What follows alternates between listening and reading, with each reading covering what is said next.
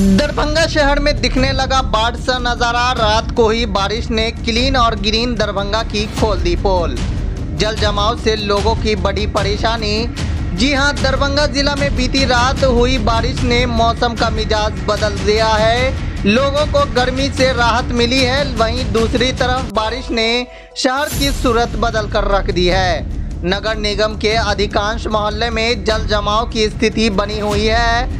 मौसम के दस्तक से पहले निगम प्रशासन दावा कर रही थी कि इस बार जल जमाव की स्थिति उत्पन्न नहीं होने देंगे, लेकिन मानसून की पहली दस्तक ने निगम प्रशासन की सारे दावे की पोल खोल कर रख दिया। और रात को ही बारिश के बाद भी शाम तक पानी नहीं निकला, जिसकी तस्वीर आप देख रहे हैं।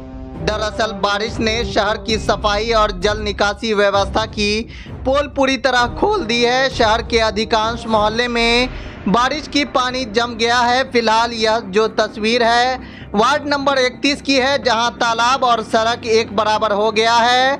वहीं सफाई के अभाव में भर चुके नाले की गंदगी सड़क पर उभर आया है, जिससे लोगों को चलना भी मुश्किल हो गया है। बारिश ने एक बार फिर लोगों को और मुश्किल में डाल दिया है।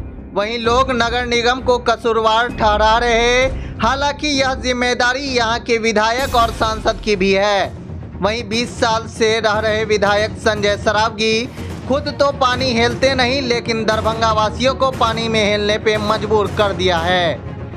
गांधीनगर कटरैया का तो हाल ही मत पूछिए, अब तो वहां नाव चलने की नौबत आ गई है। वहीं अब आप जल जमाव का जिम्मेदार किसे समझते हैं? कमेंट बॉक्स में अपनी राय जरूर दें।